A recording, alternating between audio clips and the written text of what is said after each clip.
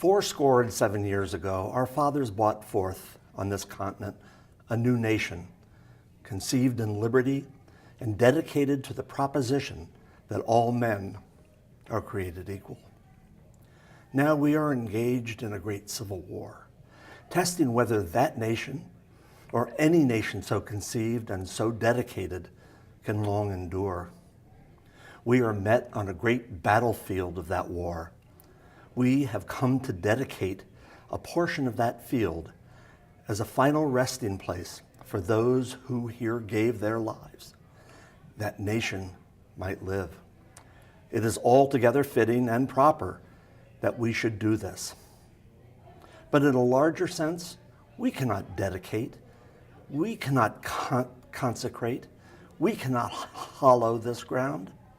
The brave men, living and dead, who struggled here have consecrated it far above our poor power to add or detract. The world will little note nor long remember what we say here, but it can never forget what they did here.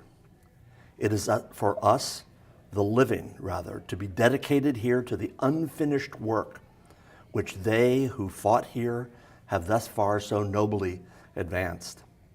It is rather for us to be here dedicated to the great task remaining before us, that from these honored dead we take increased devotion to that cause for which they here gave their last full measure of devotion.